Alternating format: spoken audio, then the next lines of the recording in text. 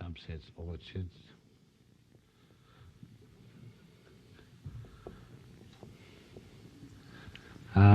For foragers, very important forage sources for animals. From everything from bees to elephants.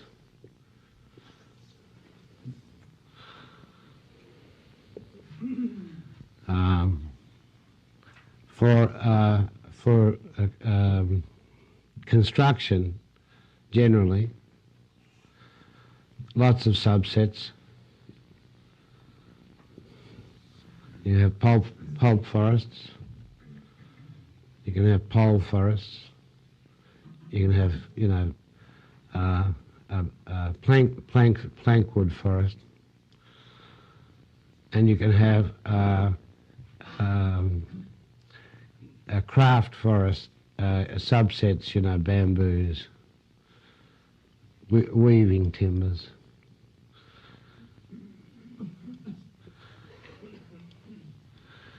So there's almost an unimaginable assembly of forest types, and it's a matter of choosing the balance of these in any design. Also, it may be a matter not so much of separating the types of forests as having some of each of them. For instance, it's totally just built, put one in actually. You can put in a bee forage pole forest, which can eventually come to plankwoods. No problem doing that. So you can combine some of these things together. Fuel woods are critically important to most of the world. It may be that 90% of energy, domestic energy, is traditionally from fuel woods, wherever people aren't too well off. Africa, India, and if they can't get fuel woods, they burn dung. And if they burn dung, then the fertility of the soil starts to drop, and you have a leaking system, one that runs downhill, the soil getting harder and harder. Fuel woods are very important. And the important thing about the fuels are not logs, but they are stick woods. Woods that you can cut with a small knife or machete and that you tie in bundles or faskies. Much more of that sort of wood is burnt than, logs cut by chainsaw. And talk to an American or Australian about fuel wood, immediately they have a mental picture of a chainsaw cutting a log into pieces, right? That's just not what happens. Stick woods are excellent for two purposes. They're very good for cooking. They're fast, and particularly for wok cooking, thin steel cooking. And they're very good for mass heaters. Mass heaters, then, are very important to us throughout most of North America, high basins and the northeast and northwest. Mass heaters are those big charcoal ovens, tile ovens that stand silently in rooms, never see a fire in them, have a little fireplace, flue, of course. Flue always has a turn-off in it, and you never see anybody put wood in them, or you never see a fire in them. Mysterious. Go into an old German pub and the room's warm, and there's silent things standing in the corner, no flames. What you do is you pull, this is usually a very decorative little brass plug door or something. You open the door, you put a bundle of stick wood in, very dry, often grape prunings, things like that. You follow it with some paper, light the paper, the thing flares up into intense heat. It goes through a convoluted flue inside, either that way or this way. Heats the whole mass. This thing weighs about 1,000 pounds. Heats the whole mass of the thing. You can keep your hands on it. It doesn't get hot quickly. Then as soon as the sticks have burnt down to little red ash, you close the door. Then you turn off that flue. and it burns at about 1,500 degrees. So what you've done, you've trapped all that heat in that mass, right? And then for 24 hours, it beats out a good base heat. It just sits in the middle of the room and heats the room. And it doesn't heat air. As it's radiant heat, it leaves air at the same temperature and only heats solids. Only us and our furniture and walls are actually heated by these stoves. Air is not heated. So one bundle of sticks, about that big, will do for 24 hours house heating. That's infinitely superior to going around cutting, half a tonne of logwood and trying to heat the air in the room with a convection heater. Air is, as an insulator, air is the worst thing you can try and heat. Air is basically unheatable, Of course, the big advantage about these stoves is you don't have to insulate your building. And they're just as effective in an open barge or a house with no walls as they are, in a closed room. So that's the end of draft proofing and super insulating, all that crap.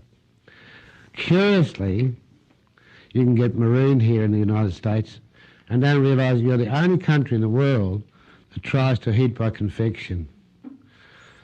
The whole of the rest of the world heats by radiant heat. Oh, it's mysterious, isn't it? Yeah, no. All of your grandparents had charcoal ovens. If they came from Russia, they had Russian stoves, which are charcoal ovens. If they came from China, they had Kangs, which are charcoal ovens. If they came from Germany, Holland, France, they had charcoal ovens. As soon as you get to England, which was heavily forested country of little villages, you got log fires. And that sort of culture came over. You build the bloody things, they weigh 1,000 pounds, no one's going to come and drop one in your room for you. We built one up in Whidbey Island last, up off Seattle, isn't it? Off Seattle, Whidbey. And it's about this high, it's about that big, and it has green tiles on it, and it heats a vast room with 2 bundles in a bad day, a blizzard day, 1 bundle most days. So you get your children to tie up 90 bundles of wood, little sticks, and that's your whole winter firewood. And you haven't actually cut a tree. Rice grass, the dry grass of the rushes, kumbangi, ideal stickwood. Any grass, as long as it's really dry, so it goes like the clappers, because it's got to burn to red ash in about 10 minutes. And there's no smoke. There's total combustion at that temperature. Okay, so no pollution, no terpenes released to atmosphere. Yeah, what arguments can you have against it? You can't have an argument against it. I know how to build them. Plenty would know how to build them. Scott would know how to build them. Would you know how to build them? Scott knows how to build them. I have plans for it. Yeah. Yeah.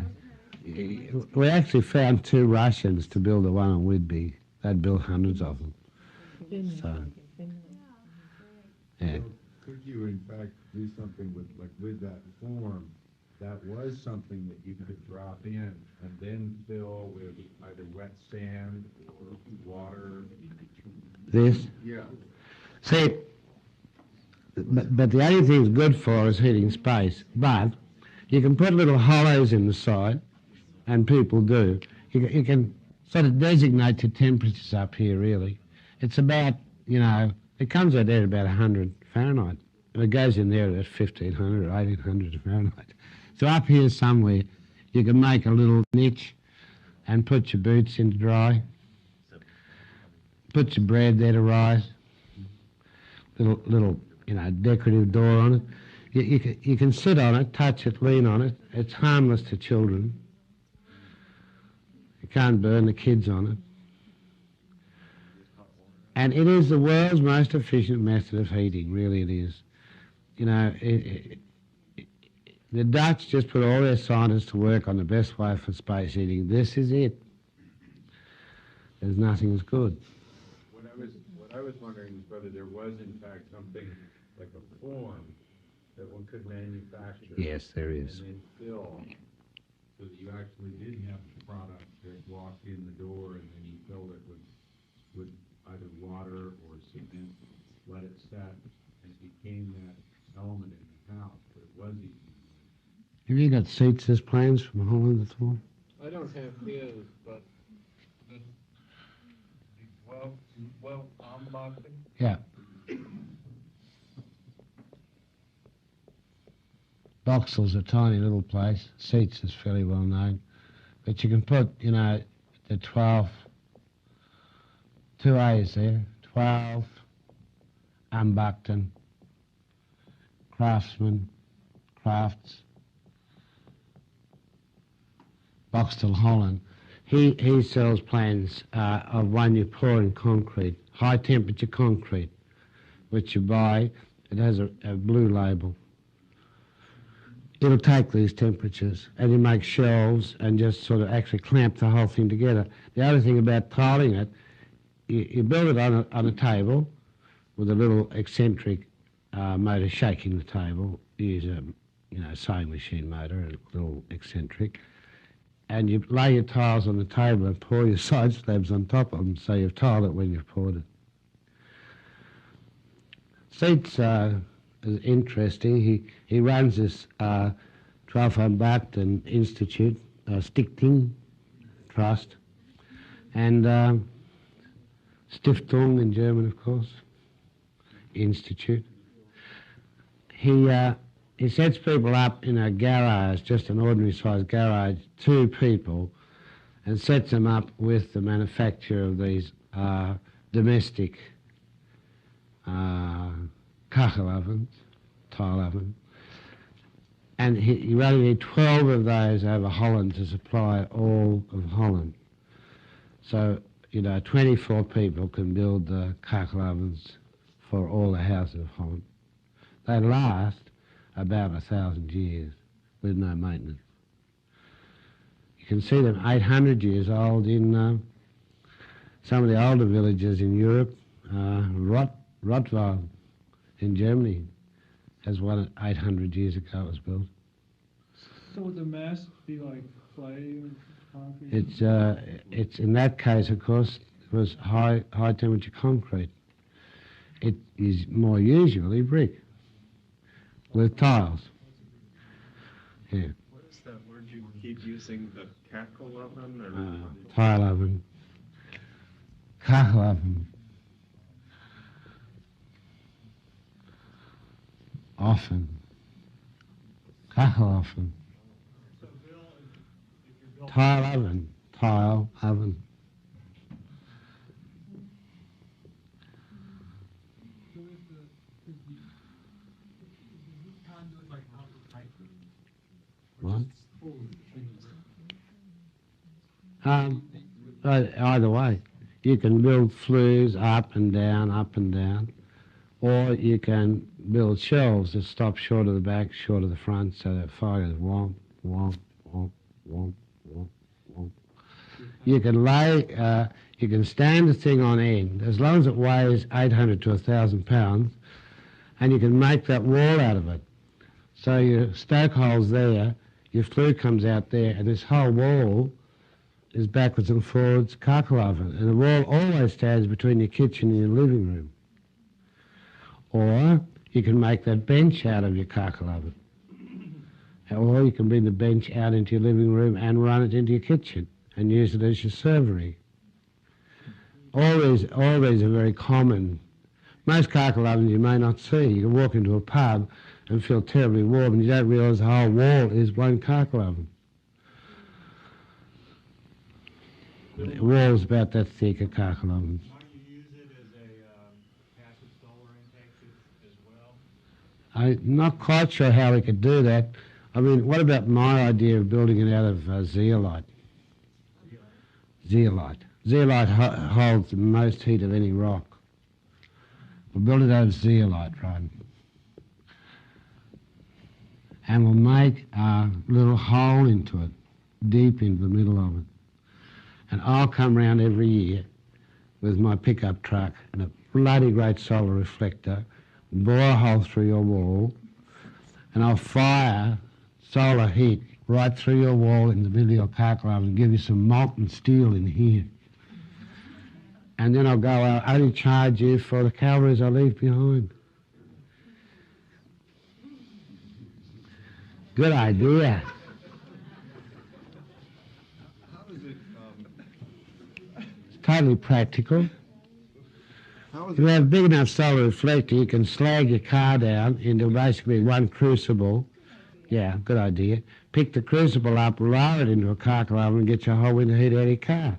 Next winter, you pick your slug up that used to be a car and melt it down again. Let your car heat your house forever. What is it that makes it burn at 1,200 degrees F as opposed to a wood stove that only burns at 700. No, it's a wood stove, all wood stoves burn about 700. Because you have very dry wood, very small wood, it can all go at once, So it's just the fuel. and a total open draft system. Yeah. Yeah, you need really small wood. It works because it's stick wood or because it's rice straw. It's, fuel. You consume this whole massive fuel, usually in about 12 minutes. Then you close the door. Anybody knows that. Yeah, it gives you intense heat for a very short period. You mentioned once that the Chinese used them as beds. Ah, they do. You can lay it down flat. You can stand it up as a wall. You can build it as a bench. You can use it as a bed. And as a bed, it's interesting. This is a little Chinese house. This little tiled roof. Nuns and priests.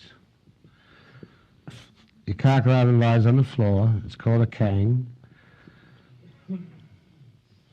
And out there you have a little, that's your kitchen or a veranda. And here you cook on a wok. And what do you use for fuel to cook on your wok? Stickwood. And your flue runs through the base of your bed, up and down, looking down on the bed. You cook here on your wok.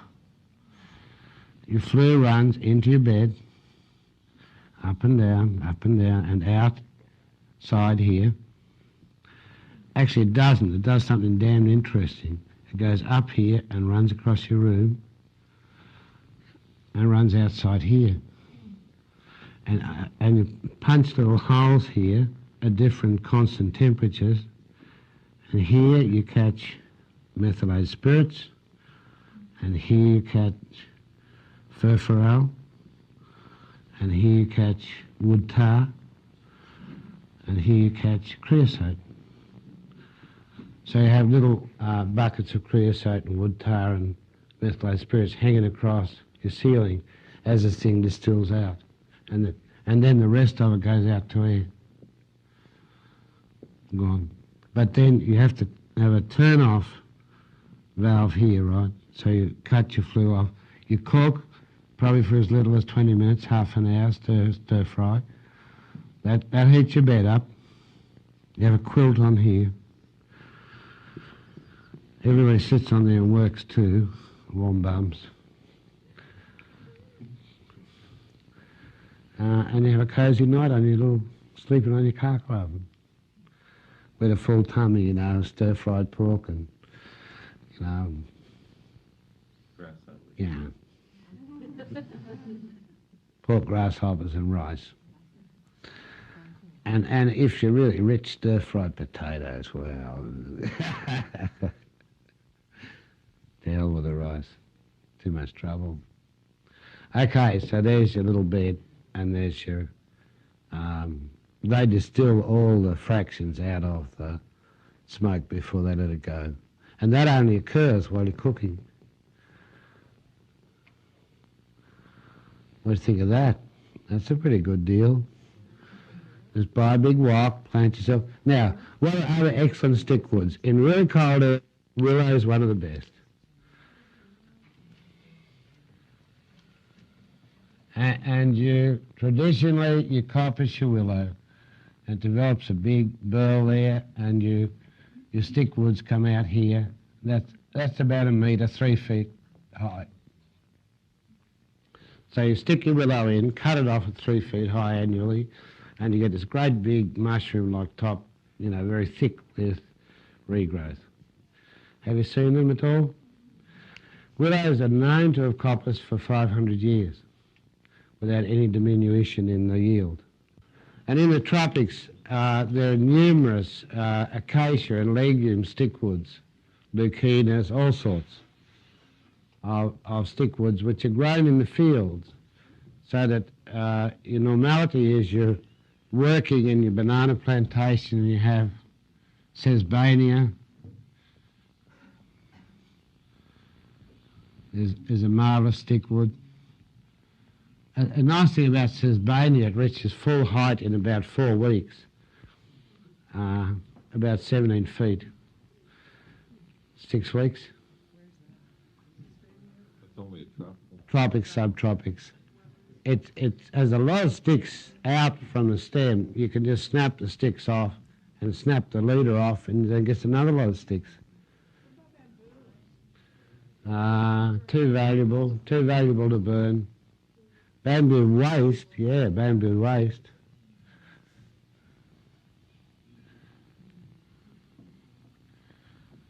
Prunings. In Germany, the main, along the Rhine, the main fuel is grape prunings from the orchards. There's a coppicing beech, specifically a coppicing beech. It actually has a copper-coloured leaf. The Germans selected, they say, over 1,000 years ago. Some of the beeches they're still coppicing have been continually coppiced for 800 years. If you go to the foresters, the Franks, a little tribe that lives in Germany up on the west side of the Rhine, up on the banks there, in their little Frankenhofs. They're great coppicing people. They've smelted their own steel forever with their own coppiced wood. And so their main occupation was smelting. And they're very traditional people. They told me they never noticed the Second World War except for the aeroplanes flying over the top. They make their soap, they make their food, their wines, and coppice their woods. And like most of Europe, it's as tribal as all get out. They don't like the tribes to the north or to the south of them, or to the east or the west of them. I think you should go and have a look at the tribes of Europe. It's as weird as shit. They cut off as with a knife. The sort of glasses you use, the sort of the way the gates are shaped, the whole culture, the house type. Frankenhof, there's nothing quite like a Frankenhof. I like going talking to the Franks and the Bavarians who hate the Berliners, and the Berliners who the Bavarians call the Priester. Berlin's on its own. It's a tribe on its own. And then you've got the Han, and you've got the old warrior classes along the north, which are partly Swedish. I introduced two unintroduced nobility to each other once, and it took me by surprise. People I'd known for a long time. One's name was von Killy, and the other name was von Uxkull. Both unintroduced nobility, warrior nobility from the Baltic. And I said, "Oh, von Killy, meet von Uxkull." And I never see any of them move fast, and they went, click, smack. Amazing. I couldn't believe it, like the heels going, whop, together like this. I wandered around with them for weeks or months individually, and they never clicked or anything, Von Killy meet von Uxkull, click, smack. Amazing. You can see the little sabre slashes standing out on their cheeks, You can always tell them the backs of their heads come straight up like that. Yeah. That's because for years and years I've had the backs of the head sliced off by battle axes. According to Lysenko, after a while you're born like that, you know. Yeah. God, weird. Yeah, I love the tribes of Europe. They're weird as all get out, you know. And they're not very big tribes. They've only got little areas. And slap, you're into another one, you know. They all hate each other. What about copperwood? What about a species like ash, oak, maple, elm? Some oaks, not many oaks are good coppicers. So, you know, all foresters will differentiate in the English oak between good coppicing English oak and one that won't coppice. So it's better to go to Germany or England. It's better to go to Burnham Wood, where the coppiced oaks are about that far through, you know, and thousands of years old. So give us a few acorns off your oak, because you know you can coppice that oak for 1,000 years. What about black locust? Probably. It's a damn spiny thing to choose for firewood. You get ripped to shit. Any of the locusts are really too spiny to normally use. In Africa they would use it. They use very spiny stick. But getting back here, if you can put your stick woods in your normal cropping, you know, if you're in tropics, there's your bananas, you know, 3 or 4 rows of bananas, and then a sesbania. So all the time in the fields, you know, in the sugar cane, in the bananas, are your stick woods. And the women go out and working in the fields, maybe picking bananas, something, and they come home with a bundle of sticks. And that's a few days' wood. Stick woods are critically far more important than logwoods. Forget logwoods. What do you want logwoods for? Basically, all you burn a log for is to show you can burn a log. It's sort of like conspicuous consumption. It's like driving a Lincoln Continental or an Eldorado or a Chautauqua, 5 miles to the gallon, you know. It's just conspicuous. Logwood is just, it's totally unnecessary to burn logs for heat.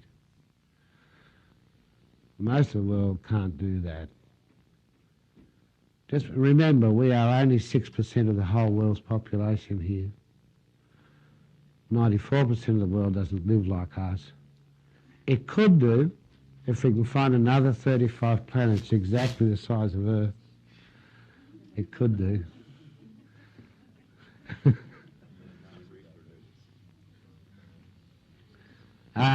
So you can work out your own fuel sets, really. I think a lot, you know, a small pruning of these little guys here would give us, you know, we're looking at thousands of years of fuel across here. You know, just lower branch pruning of our, Cedar. they're not cedar, junipers. Call it cedar, but they're junipers. Yeah, junipers. Would heat all these buildings and provide the farm with all its fuels. Make a note of that. That you think, you know, if we built charcoal ovens we could get rid of, and got rid of those windows, we could have very cosy buildings here all winter. And we would use very little wood. Children can bring it in. Women can carry it home. It's very light, a bundle of sticks, compared to a log even, you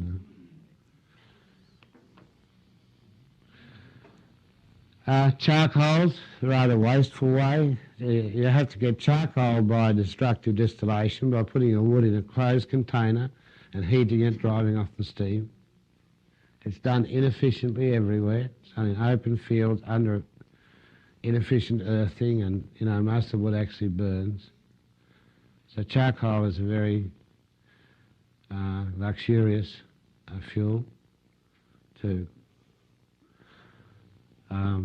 And of course, open burning charcoal adds terpenes to the atmosphere, which is, you know, a bad gas, like forest fires.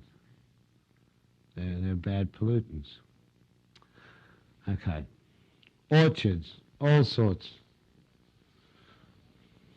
Now the thing about stick woods, quite a lot of them can be placed in crop or along streams, or, you know, just dotted about, as fairly close to houses, not more than a mile or so. Bill, we should have lunch before you go to orchard. Okay. Do you know of any zeolite deposits in the United States? Yeah, up north, near the Canadian border. Tons of it.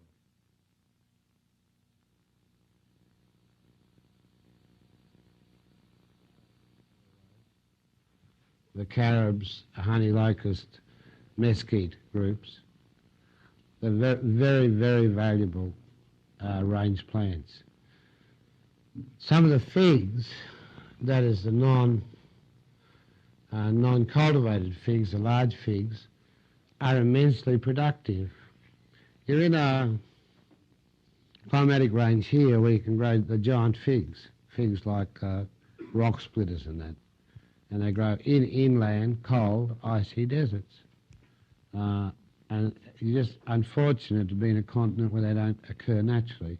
Africa, India, Australia, generally through Asia. Giant figs, tremendous forage yields. Leaves, the highest protein of any leaf forage. Leaves are picked and used for sheep, goat, cattle, and so on. Very productive. Big drops of fruit, all eaten by most birds and all ground foragers. Very important group of, don't forget them wherever you're going, and try and get a few. You know those rubber plants I show you for growing inside? That's a fig. Ficus elastica it used to be, I think. But you've got rock splitter figs that love growing in these limestone shelves, all sorts of figs.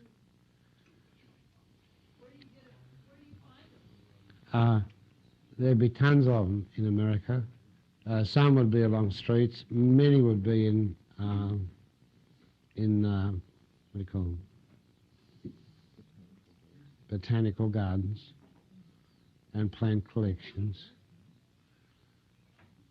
Be a lot in Florida, and a lot of those can be moved up here.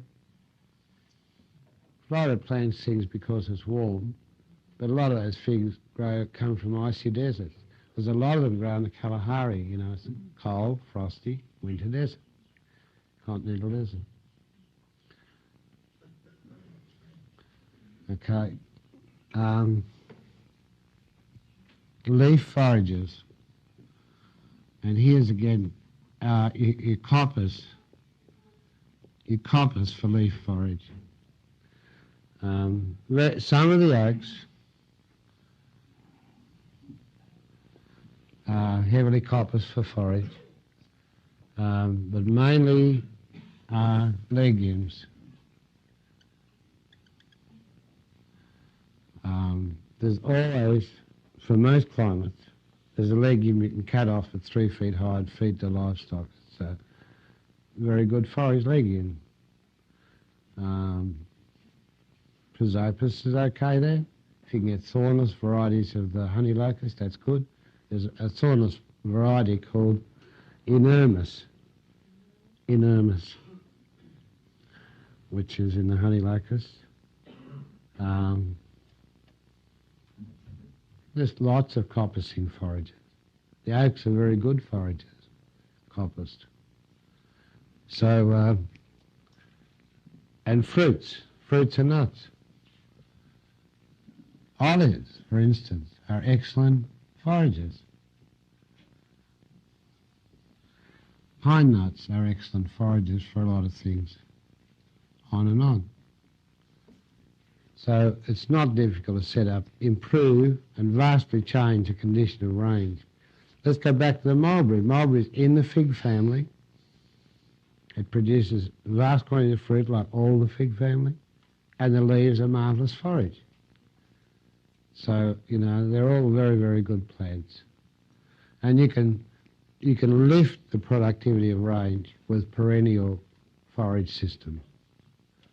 Nothing much won't eat olives. Goats, sheep, peacocks, turkeys, chickens, you know, non-saturated fats.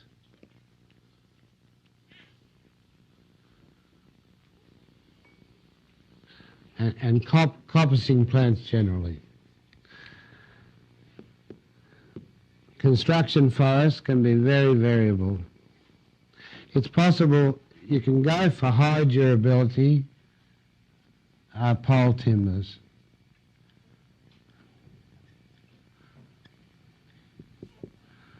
High durability timber will last plus 90 years in the ground.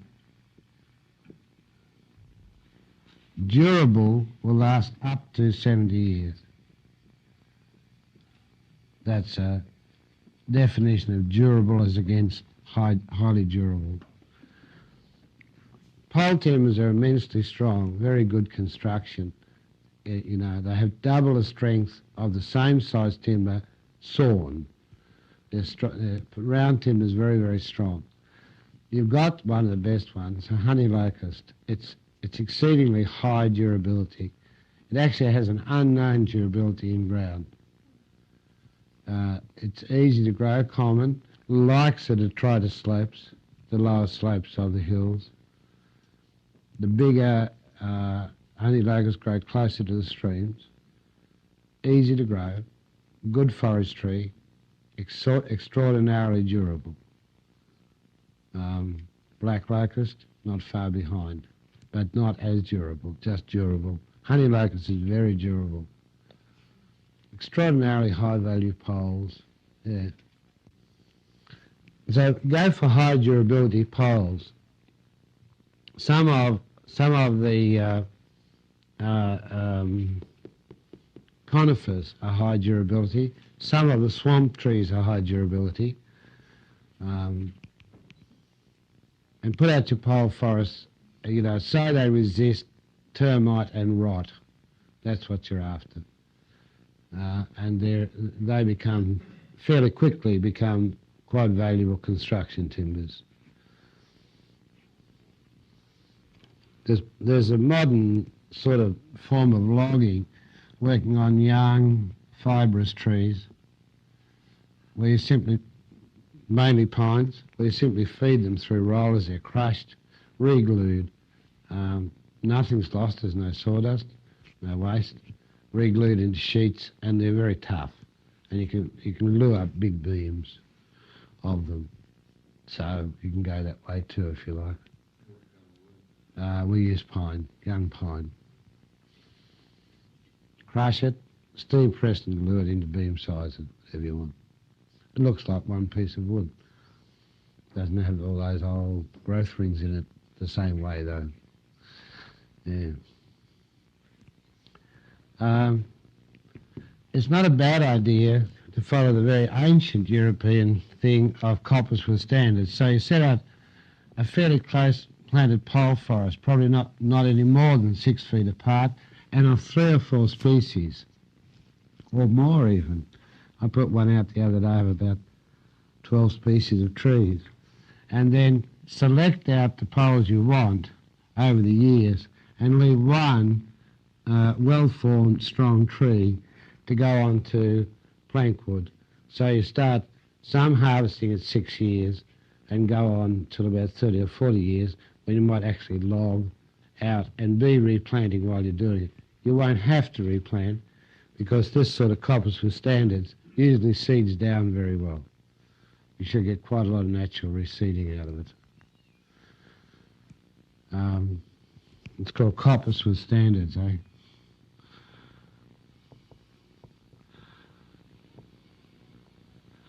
There's all sorts of ways to go about producing a sustainable forestry.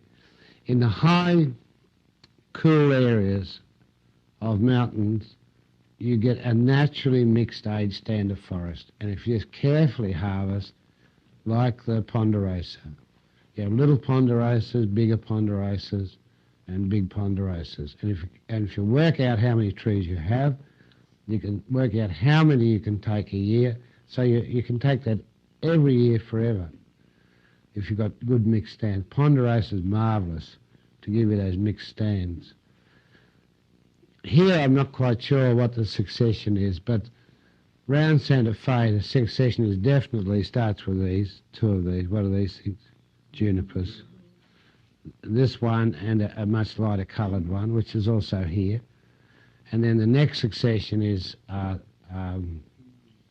Pignon, and finally under that comes the Ponderosa. So this is at the stage where you can plant the Ponderosa now. All of this appears to me to be ready for Ponderosa. So off you go.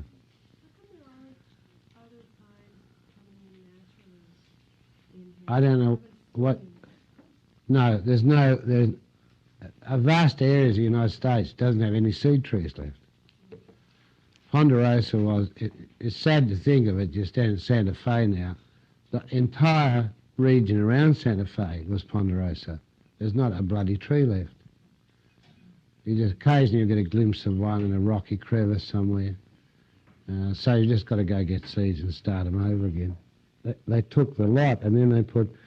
It wasn't so much they took all the Ponderosa as they cut all the large ones and put cattle in, and that was the end of your regrowth. Yes, anyhow, try Ponderosa from very different heights and regions, and put it. And within 2 years, you'll know which you're going to be most vigorous where you are. We did a very interesting thing on that in our sewage disposal systems in deserts. We ran the sewage lines out through trees, and we put in whole collections of red gums and things along the sewage lines. And some of them proved to be marvellous on sewage. And some things that proved to be good were amazing, like a red cedar that grows in the rainforest. Loves growing in sewage in the desert. They're pretty amazing. And then of all the types of river red gum which grow in sewage from one region of West Australia, there's one that just loves sewage. It leaps into tall pole growth straight away. And most of them don't like it very much, and some of them die. But they're all red gums. So yes, there's a big advantage in doing trials from very different areas and then selecting which is best suited to you. Because there's, I think, more variation within a species over a large area than there is between species. There's a lot of variability within a widespread species, like Ponderosa is. Yeah. So you told me that the next tree that would come in would be the sequoia. Now, would sequoia grow here under the Ponderosa? You think you have Ponderosa trees? Yeah, you get sequoia fine. You see fine sequoias growing in Santa Fe. Just the fact that it may not have occurred there naturally shouldn't prevent you growing them. And it particularly shouldn't prevent you growing them on your ridges, on your ridge lines, because the sequoia gives you tremendous orographic lift. Tall tree, 60 feet in not too long, and that will give you a lot more rain and a hell of a lot more condensation. So I think strategically, sequoia ridges are good. It's very fire resistant, and it's a fine tree of maturity. Why not? We're approaching the time where people are able to use sawn planks. It will be very few of us able to afford sawn planks like these are here. And mainly we'll get them from some form of conifers, some fast-growing conifers. But also there's this sort of tree, the Paulonia. I think I got that right. I don't know where the W goes. I think it's Paulonia. I think that's it. I think it was Baron von Paulo, wasn't it? Paulonia. You think the W goes there? Yeah. It's a Chinese tree with a lot of variety, a lot of species, and quite a few varieties within the species. And it's ultra fast growing plankwood. It's a very good honey tree when it's growing. You log it at 6 to 9 years. It grows about 12 feet a year. And it's fine timber, but not a durable outside timber. Covered by lining, or it makes fine furniture. It's one of the fastest logging trees. And again, here in the next area of craft, paulownia for fine timber, and also bamboo. And bamboo is sadly underused in the West. It's changing. The bamboo freaks have got together and set up a bamboo society, and they're running around internationally and carrying bamboos around. There used to be a bloke over on California coast called Jim Bamboo. I've forgotten what his name was. Do you know Jim Bamboo? He's a nut on bamboo. There are other bamboo nuts running around up and down America. You know some bamboo nuts? Only one bamboo has nuts. Melicana bacifera, big nuts. Yeah. It's not noted for fruit bamboo, but Melicana has quite good fruit. And I reckon they're fantastic craft and weaving and light construction timbers. And they come in at about the 6th year forever, because, you know, once you've got some colms more than 2 years of age central to your clump, you can start cutting from the centre of the clump 2-year-old colms. You've got to dry them for a year, but thereafter that yield simply increases. So they're an eternal cut, and there are a lot of timber bamboos. And the guarda bamboos from South America, very handy to you, are quite rot-proof, very durable. So, you know, when you get into bamboos, you get quite freaky about them. There are flute bamboos, long internodes. There are fibre bamboos, which break up nicely for ropes and weaving. Excellent basketry bamboos. There's really good eating bamboos for 2 seasons, spring and autumn. You can mix your species. Bamboo shoots. It's hard to think what you can't do with bamboos. I just think we're underutilising the bamboos. And there are probably about 120 species in England, and all of those were grown in the United States, and you probably get an additional 30 or 40 species that will grow here. How many of those species survive the frost? Most of the bamboos are cool area plants. The tropical bamboos are larger, clumping bamboos, but there's some monsters also most of them live in deep snow, like the black bamboos and the mosos. They're, snowy climate bamboos. Not particularly drought tolerant. Good thing to run a swale with, Not noted for their great drought. They'll drop their leaves and the outer parts of the clump may die. They won't die, but they'll go through drought, but they don't grow well in drought. So drought affects production. So I think if you go to grow bamboos where it's chance you swale it. It's true that most forests grow on the detritus of 2 or 3 preceding forests. Eventually even your juniper gives up and disappears under the taller forests. Look in particular for niches, for warm, south-facing, sheltered, deep soil pockets where you can grow a valuable tree like a good chestnut, good Spanish chestnut. I think somewhere near 60% of the southern forests were once chestnut, American chestnut. And that's gone, so a huge amount of forage has gone for the deer and a huge food resource for the little animals and for humans. Look for niches. Chestnuts like that infiltration band, that mid-slope infiltration band, and they like some shade in very hot deserts and some warmth in cool deserts. So you can pick niches that you think would be good. The idea of rough mulch, I'd like you to develop that.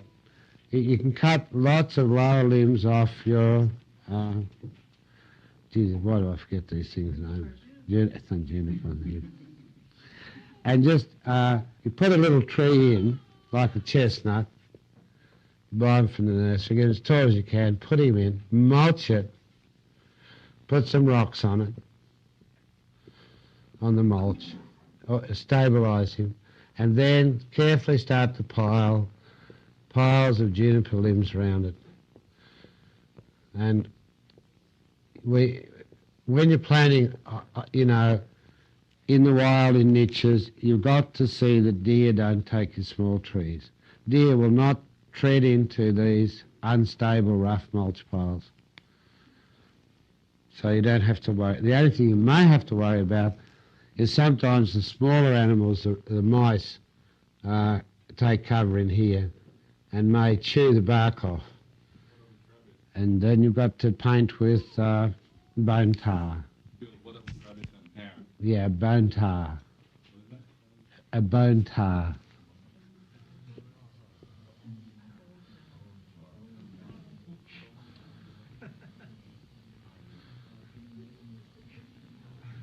It's pretty revolting. It's tar condensed from calcining bones. And when you burn bones and distill, this is a tar you distill from burnt bone. It's awfully sticky. It's very stinky. This is the same which was used for glue? No, that's a gelatin. Bone tar it comes off burnt bones. Calcined bones. That's the whole thing, you have to mix it with fire. Bone tar. You can buy it by the tin. It stinks. And you paint it, on the trees. It lasts a long time. If, you're putting out a lot of trees where there's a lot of hair, you mix warmed up sheep fat with egg powder.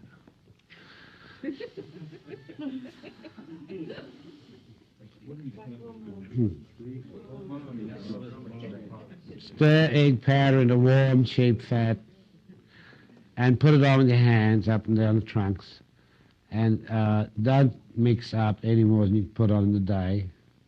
Even by the second day it's not too beautiful, by the third day it's revolting. And that lasts for weeks. Yeah.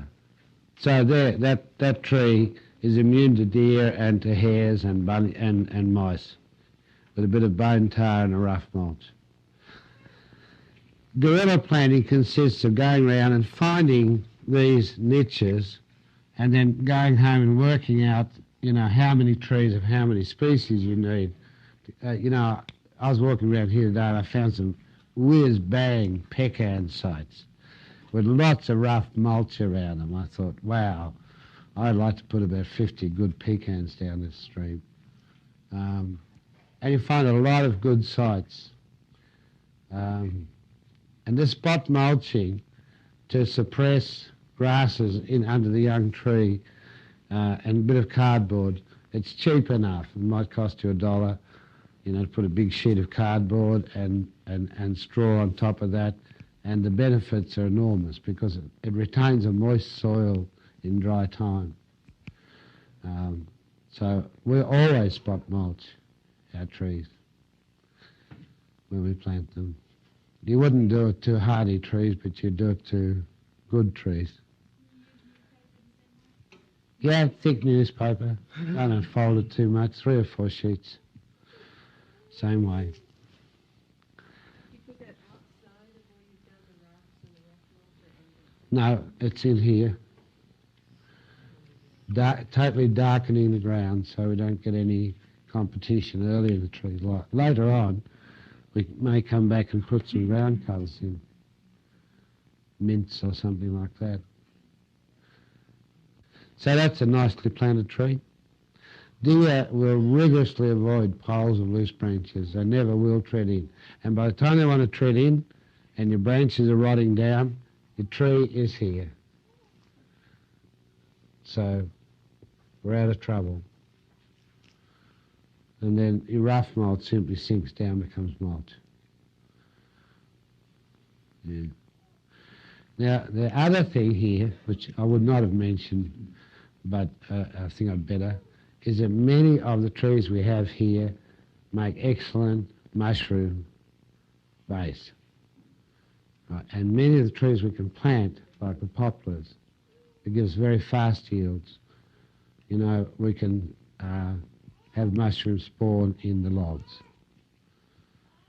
And we can pocket mushrooms, ground mushrooms, because we can buy such a lot of them today, spawn in straw bales in the earth throughout the meadows. So we can start to move a lot more fungi through. And as our tree cover increases, our leaf drop increases, so we should start to increase the mushrooms through the system. All sorts of mushrooms, maybe 30 or 40 sorts. And as we start to establish those, we'll get better breakdown of limb timbers, and we'll get more mushrooms just naturally. But you know you've succeeded when you get quite a lot of mushrooms through your forest floor,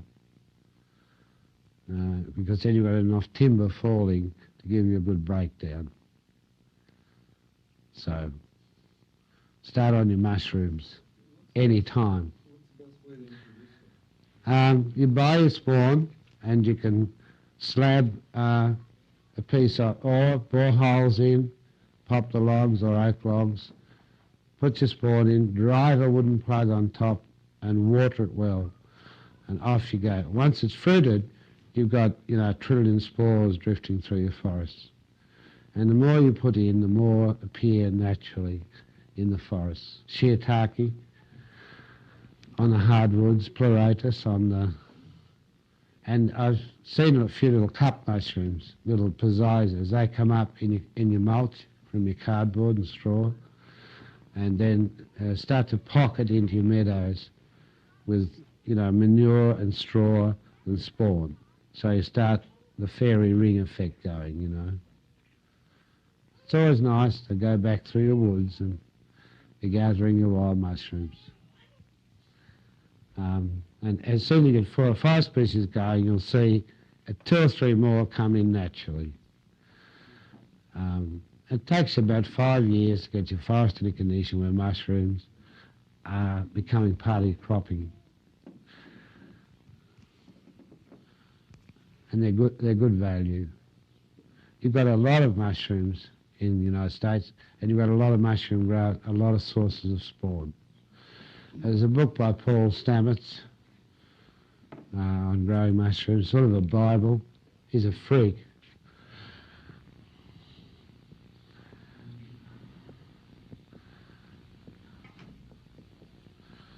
Growing edible and medicinal. A lot of mushrooms have strong anti-cancer properties.